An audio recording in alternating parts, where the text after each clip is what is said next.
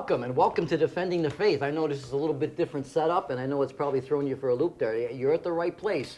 We're going to take a little diversion from what we normally do. You know, we do a weekly show, and it's about, we talk about the Bible, we clarify truths of Scripture, and we talk about the Lord and how wonderful and gracious He's been to us. Something recently happened in my community that's prompted me to want to give some time to a certain subject and to this individual sitting here to my left, and I'm going to get into that in a second. So that's what we're doing today on this subject. I'd like to first open up by making a public service announcement. There's a gentleman that I met online, and many of you may, if those of you in our area may see him. He's appealing for a kidney donation for his mom. His name is Marco Valencia, and his mother Maria. She was born with just one kidney, and she's getting up there in age. And he describes her as a woman who's been doing the work of two, you know, raising a family and everything. And I would just want to give the opportunity to put it out there that they need help. She's doing dialysis 3 times a week. There's coming a point in April when she can no longer be a candidate for surgery. So they need a transplant. I checked into it. I'm unavailable because of past medical history.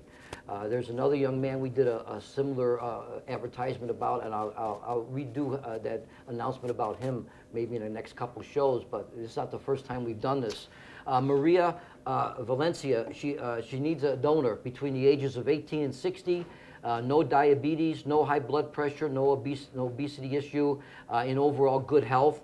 They prefer a B or type B or O blood type. However, that's not necessarily mandatory because they can obtain blood from another source. If you are a candidate with a kidney that you can give, they can, but you don't have the right blood type, they can still use you if you are willing.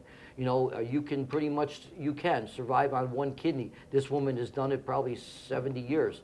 But she, and of course, he's reaching out as a son who loves his mom. If you are interested, you can call the Christ Transplant Center at 708-684-7100 and ask for a questionnaire. They'll send you one either probably by email or a public post office, and you can fill it out and send it back. When I've called a couple times, I have offered to give a kidney. You can talk to a person right on the phone, and they'll ask you questions right then and there. And if you qualify with some of the things they ask, then they'll have you come in. So I just want to send that out. We always, you know, when you love family, and I can imagine what it's like wanting to keep my mom alive. So give me, and you can always reach me at the end of the show. You know, there's contact information to reach me at sage725@yahoo, and you can get hold of me. Back to our subject, matter at hand, and that is this gentleman sitting next to me is Cesar Salazar, and I want to make something clear here. We're doing this show not as an endorsement per se, although I think Cesar would be an excellent candidate. This is not an endorsement. I am doing this to reach out because I feel that this gentleman has kind of gotten a raw deal somewhat in being able to come on local venues, media venues, whether it's TV, radio, or whatever, even the internet. And there's a reason that this has happened. I first started to put out posts on local pages, asking candidates to come on the show together. The candidates are out there campaigning, and they're going out solo. You know, the one will be on a show one week, and then a couple days later, the other candidate will come on, and they both give their sales pitch. However, they're not coming on facing each other. I posted on an Evergreen Park page that I said, why can't we get these people to come on together? I said, if I had my way, we'd have an assembly in the high school auditorium or somewhere. And then people can come in here and let these candidates get up and give their pitch and also answer questions from the audience as well as face off at each other and debate topics. I think that would be tremendous. And everybody agreed. There was over 70 people last time I saw, and probably more now, that all gave it a thumbs up. Try and get that on Facebook. You know, so it was the will of the people that this was a good idea, and yet candidates don't do it. And I wondered why. And then, so some candidates were on one venue, and Cesar here wanted to get on that venue, and he wasn't able to. And that's because he's running as a trustee. Other trustees would not come on. And so whoever makes the decisions on that venue said it was unfair. Well, I don't understand that. That's an alternative reality to me. You're in a different universe. That is fair. Other people were given the chance. They said, no, I feel this man should have a legitimate and fair chance to present himself to the people. And we're gonna let him give that momentarily. First off, let me say our mayor, one of the reasons we have this election going on, Mayor Sexton is resigning after 20 years. I can say this legitimately. I love Mayor Sexton. I've only talked to him a few times. He's an affable man, and he has always been super fair with us. I'm affiliated with a business, been in Evergreen Park 50 years. We own 2 buildings that are 80 years old in Evergreen Park. So we have businesses and also rental spaces. And whenever I've gone to the mayor, he has been a man with open ears and has been willing to listen and help. He's helping now. I went to him with a problem a week ago. That man leaves office April 6th. He still got involved and was out there yesterday on the street looking situation over. He has been dedicated for 20 years. The man has done a phenomenal job, and I applaud him, and his village is going to miss him. And the trustees that are now running, I feel they've done a good job. And that's why I don't want to tell you who to vote for. That's a decision you have to make. And I'm not going to tell you who I'm voting for. But I got to tell you this, we've had good leadership in Evergreen Park for decades and decades. My family came here in 1962 and opened a restaurant. I grew up in Evergreen Park, and I love Evergreen Park. And I'm here now, and I want to see it remain as it is, a good community, and get even better. Cesar, thank you for inviting us into your home. Thank you for having me. We came out I want to give this man a fair shake. I have to side on the side of righteousness, and I believe that he has a right. He went knocking on doors wanting to be a candidate. He got his signatures, and I feel he has a right to speak out, and so that you get to know him. The residents do not know the candidates except residents who've been here a long time. And because they're voting for the incumbents, and we've had really good incumbents. Cesar's a really good guy, and I want to be able to give him a chance.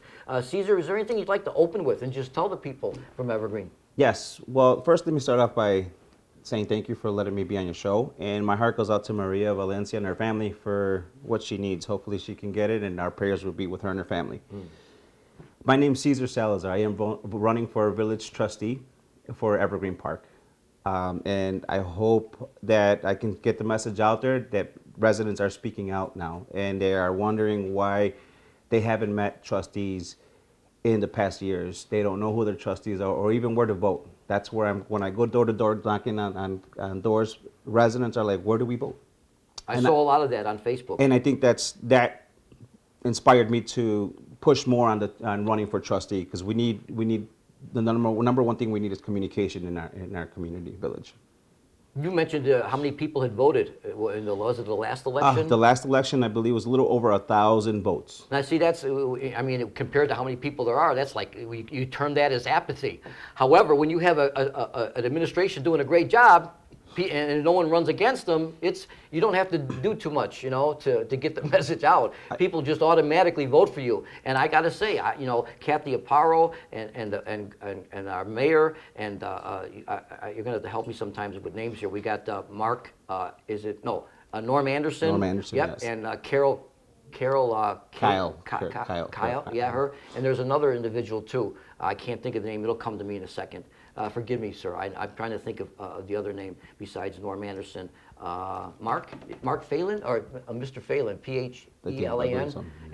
They're good people. They've done a good job. If I had my druthers, I would love to be able to create another position on the board, and appoint this man. He's the only one that's got up there. Now, of course, there's Sean Good, who's running for mayor, and I think she would do a good job. I think Kelly Burke would do a good job. There's all good candidates. That's why you got to kind of dig in here and decide who you want to vote for.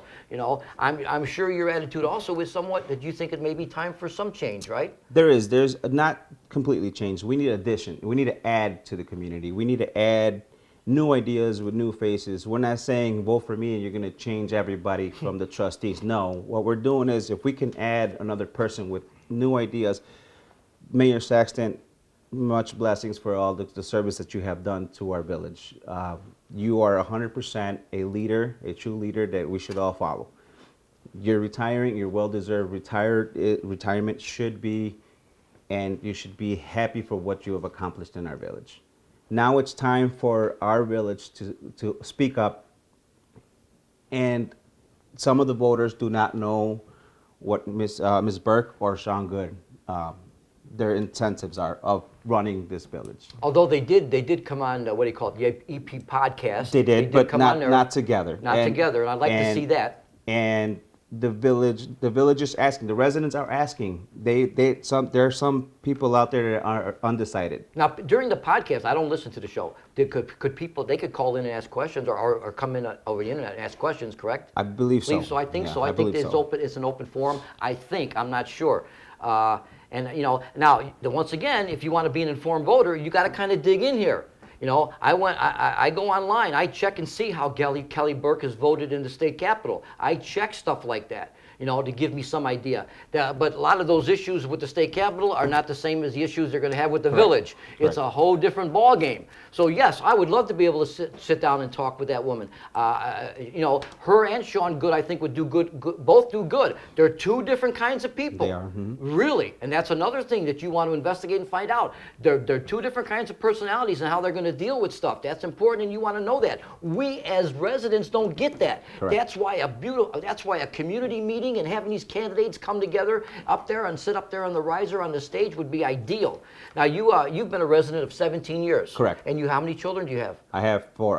4 children? Yeah, 4. So you've been a part of this community for some time, and it's commendable. Me personally, I don't think I'd want to get involved in politics. There's things that I just can't deal with when it comes to compromise and stuff, and it's inherent in politics, and you gotta, so that's something I'm not set up for. So you're running, of course, one of the questions I was going to ask is why are you running, and you've kind of already established that. What are some goals that you have?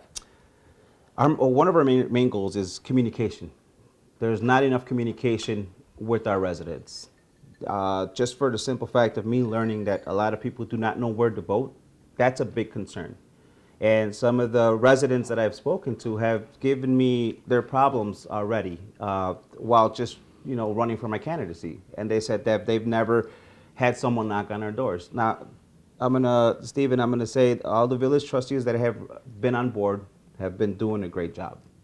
I'm not saying they haven't not done a bad job at all, but we need that addition, that extra power, that someone that can think outside the box and reinforce them and have our village be stronger now than ever before.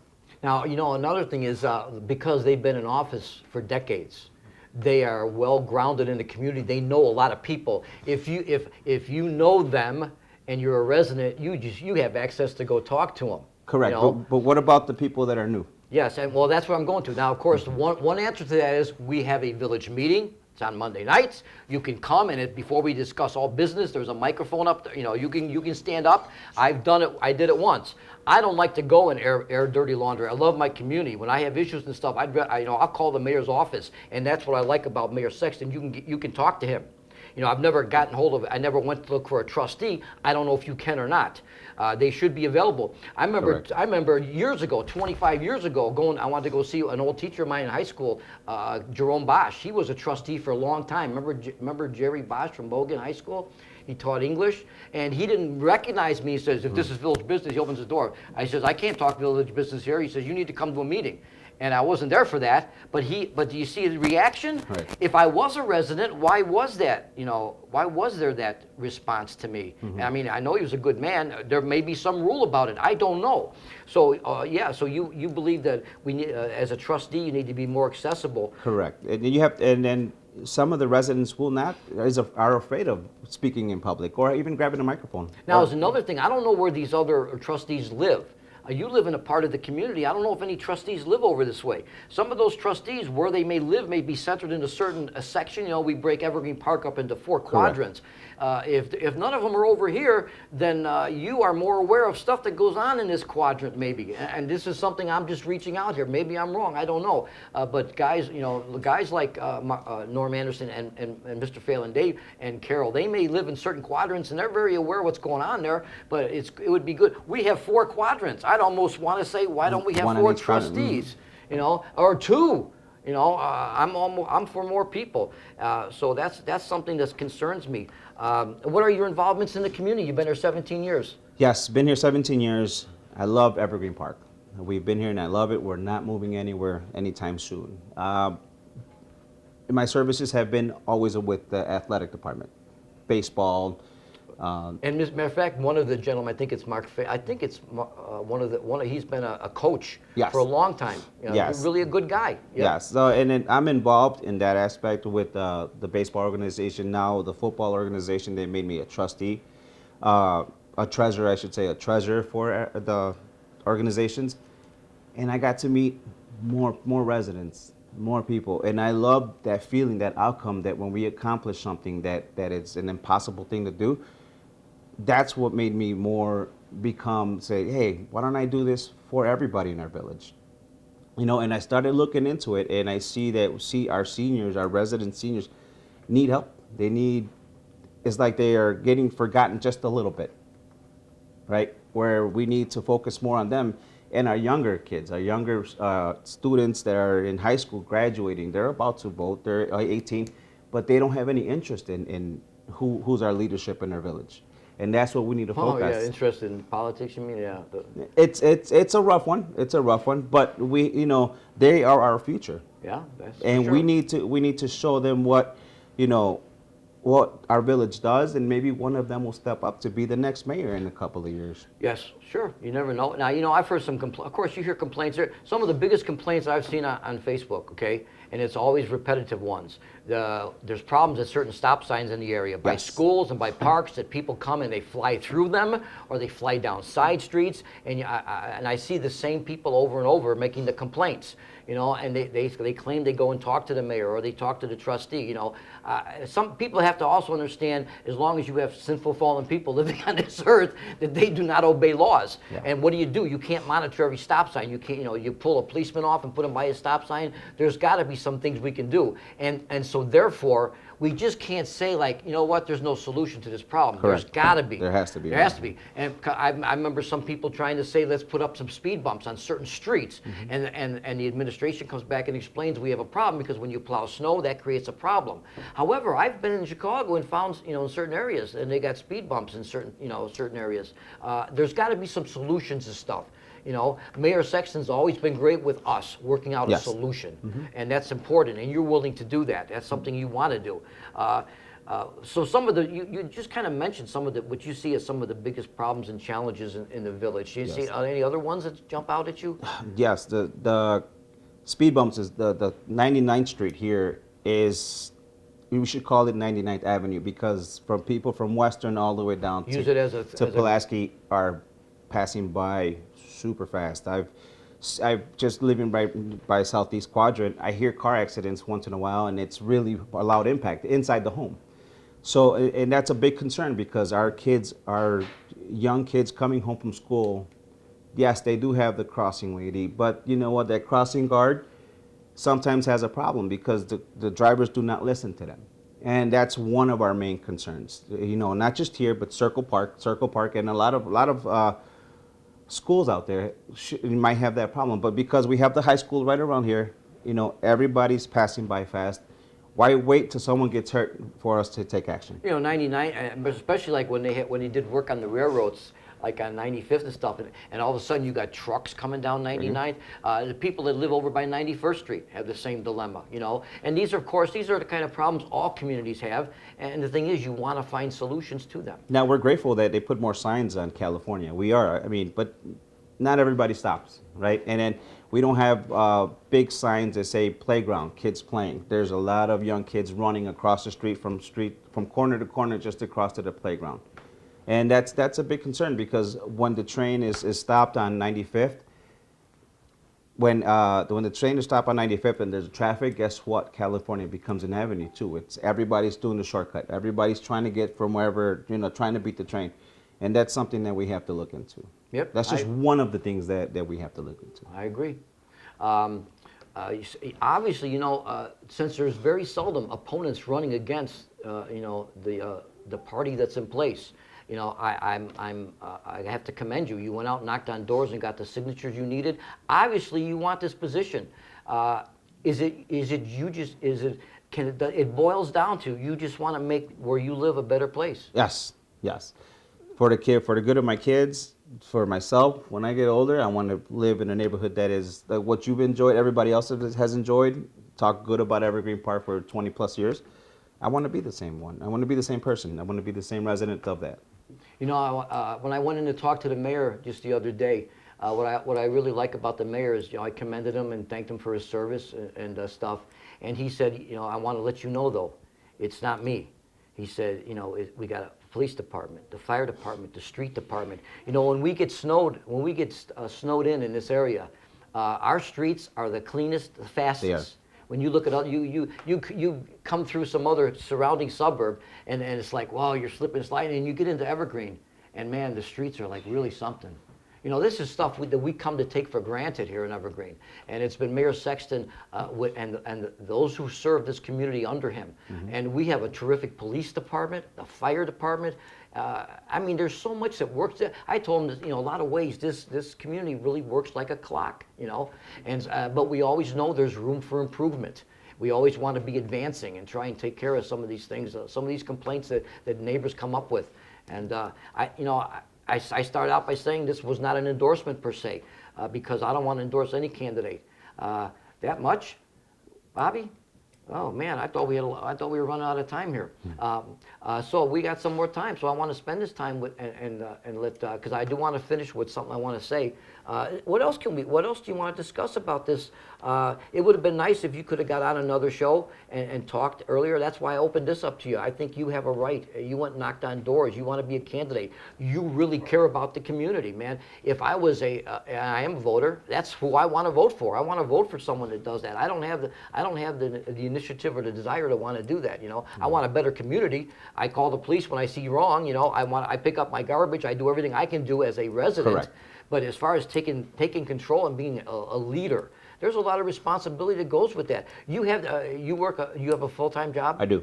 So you're as the other candidates do. You have the ability. Then you're gonna have, set aside time to devote to the residents. Yes. To do this. Yes. In my job, I do my own schedule, so I'm able to, you know, work around, you know, certain situations and stuff like that. I feel that as a trustee and anybody who does public service should be available for the residents, you know, almost 24 hours a day, 7 days a week. Obviously, you know, 2 in the morning is not ideal, but it can happen. And I know Mayor Saxton has been there. When they give him a call, he's always there on top of it. Now we're in the southeast quadrant. Correct. Here, right? Now I see that you bring up a point here because he's done his job for the villagers mayor full time. There's a discussion amongst those who are voting about one of the candidates who has about 2 or 3 other jobs. Yeah. And there are voters who have asked that question: are you going to be able to devote time? You know, that's something that mayor has done. That's all he does. Now there's people running who have full-time jobs. Sean Good works. I don't know if she's leaving a job if she was to become mayor. I don't know. And these are things you as residents you want to check into and find out. That's why we want to have these people come on now. To the 2 mayoral candidates were on another venue, and they got a chance to sound off and present themselves and I think answer questions. And that was one of the reasons that I'm doing this. Cesar wasn't. It seems like the trustees just are not doing any type of. They didn't go on that other venue. I sent invites to the mayoral candidates. And to the trustees. However, it was not to come on individually like I am with Cesar. I wanted them to come on together and face each other. And one of them, not only didn't get a response, I got a response I have to check into and find out if it's legitimate or not, because it was somewhat insulting. And I think it was a mistake. But we want to offer this to anybody who's running for office. And I want to give a fair shake here to Cesar. He wants the job, obviously.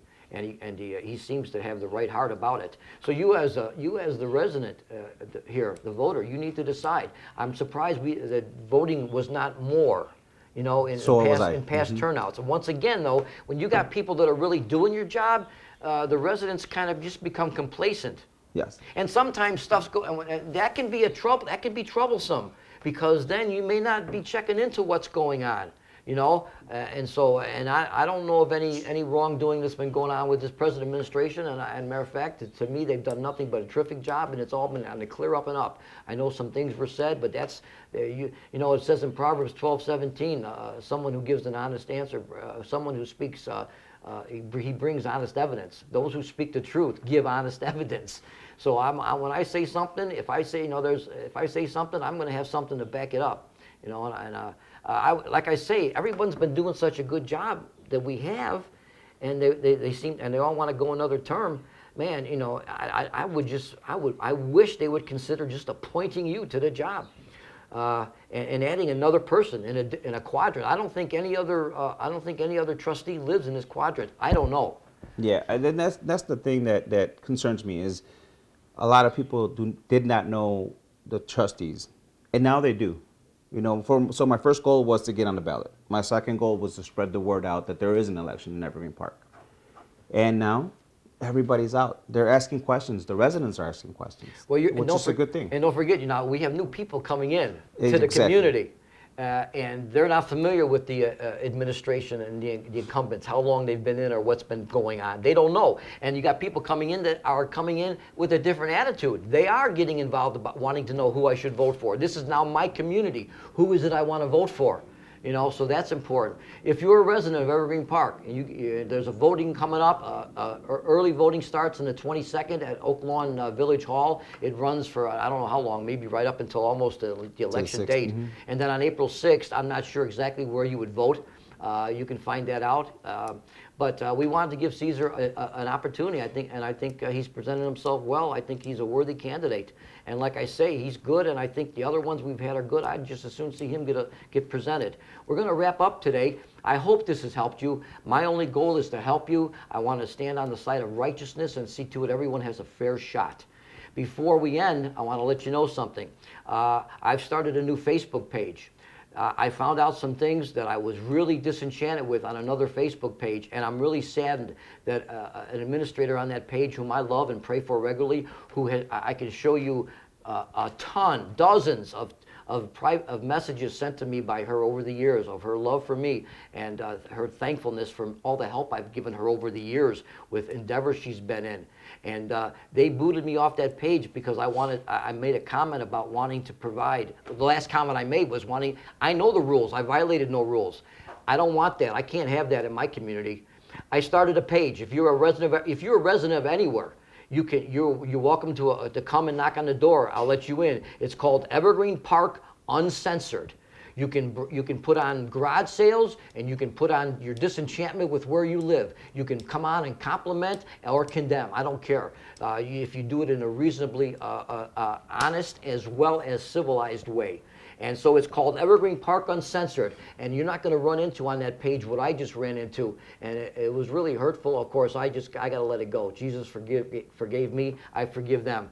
But I don't want to see that happening on a public page when people want to voice their concerns or something. Evergreen Park Uncensored. I invite you to come join us. Matter of fact, one of the first things I'm going to ask Cesar to put his campaign video on there. Okay. And I invite you, and I invite the other candidates to put their on there. I'm open to everybody. God bless you. We'll see you on the show next time. Please come see us Tuesday nights on Comcast. Good night. Whatever happens, I'll give thanks to you. Whatever happens, I know your love will see me through. I offer my heart, seen the very least I